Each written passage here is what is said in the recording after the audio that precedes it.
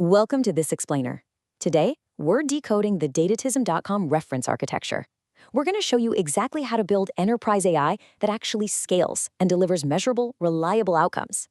So if your organization is struggling to bridge that massive gap between raw data and true artificial intelligence, you are absolutely in the right place. Let's get to it.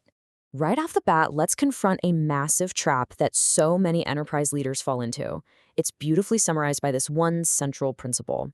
Do not begin with AI. I know, it sounds totally counterintuitive when everyone is rushing to plug a shiny new chatbot into their systems. But doing that without a solid foundation, that is a guaranteed recipe for hallucinations, compliance nightmares, and honestly, zero measurable ROI. To steer clear of that trap, our agenda today follows a simple four-step climb. Layer 1 is data products. Layer 2, logic apps.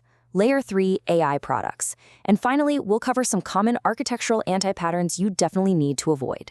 Because look, getting from chaotic raw enterprise data to a governed AI product is not one giant technical leap.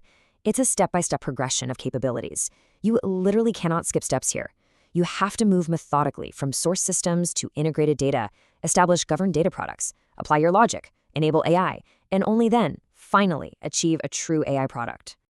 All right, let's kick things off with Layer 1, data products.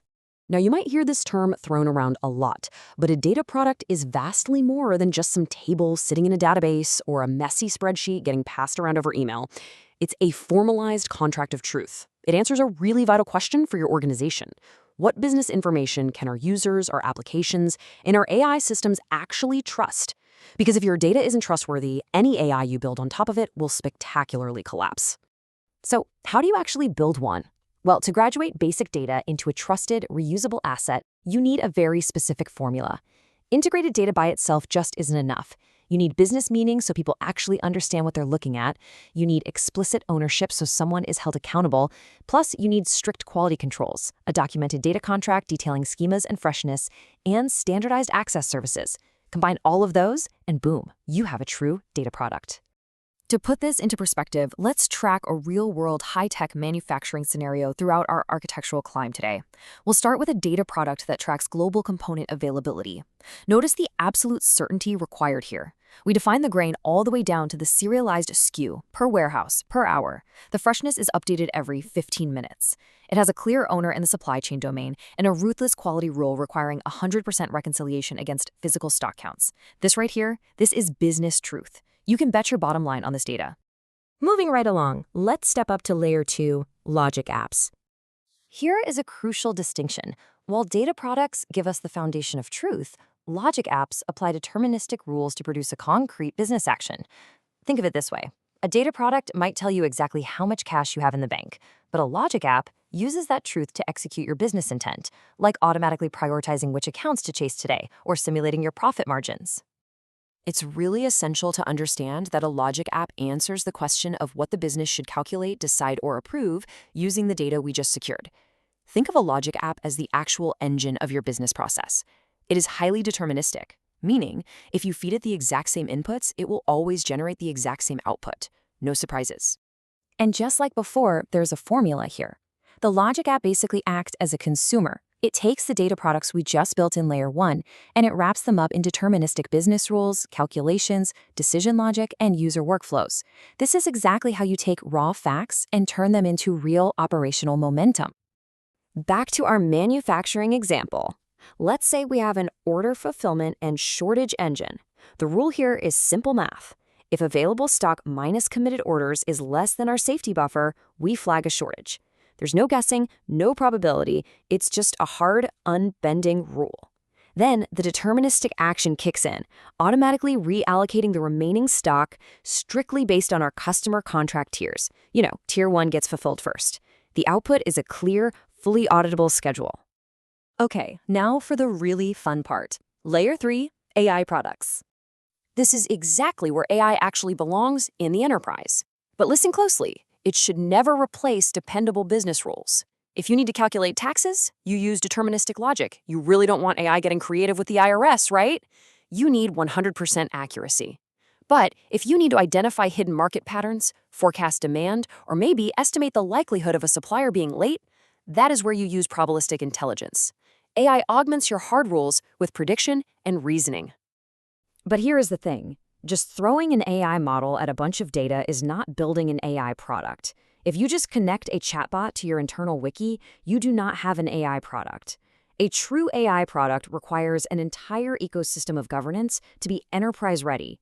It has to answer the question, how can our organization repeatedly improve this decision using data, intelligence, feedback, and controlled action? To get to a fully governed AI product, you have to wrap your AI-enabled logic app in a closed-loop learning lifecycle. You need outcome measurement, a feedback loop, and continuous drift monitoring to make absolutely sure the model hasn't degraded over time. And most importantly, it requires human governance. The system learns over time because it's managed as a living product, not just a one-and-done IT project. Let's look at the climax of our supply chain scenario. Our system is no longer just calculating stock. Now it's a full supply chain resiliency AI product. It predicts delays probabilistically, saying, hey, there's an 88% chance of a 6-day delay due to port congestion. It might suggest a high-cost rerouting option, but then human oversight kicks in. A supply chain manager actually has to approve it. The feedback loop records whether that manager accepted or ignored the AI's advice, teaching the model for next time. And drift monitoring runs constantly in the background, pinging the MLOps team if the model's accuracy ever slips below 80%. Now that is a governed, scalable AI product in action. Finally, let's wrap up with Section 4, Architectural Anti-Patterns. Anti-pattern number 1, calling every single table a data product. It's a classic mistake. A table sitting in a database somewhere without clear accountability, without a documented business meaning, lacking strict quality controls, and missing a formal consumer contract? Well, that's just a data set. It is not a data product. Do not let your teams use this term lightly. It dilutes the entire architecture. Next up, replacing all your business logic with AI. I literally cannot stress this enough. You must never use AI to replace deterministic logic where a stable rule is required. AI hallucinates, math doesn't. So please, do not use AI for tax calculations, standard accounting entries, legal entity controls, or payment approval limits. Let the logic apps handle the hard rules, and let AI handle the predictions and optimizations. And our last anti-pattern, automating without confidence and controls. Imagine an AI model with, say, only a 60% confidence score, suddenly automatically rerouting millions of dollars of shipping freight. No way. That is a disaster waiting to happen.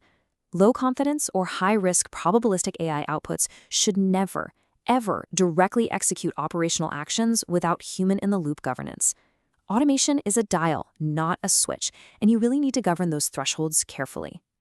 So, as you reflect on this whole architecture we've unpacked today, ask yourself a critical question. Where does your enterprise currently stand on this climb? Are you skipping steps? Are you trying to build flashy AI products before you've even established baseline data truth and deterministic logic? Take a hard look at your roadmap and figure out the specific steps you need to take today to safely bridge the gap between chaotic raw data and truly governed, outcome-driven AI.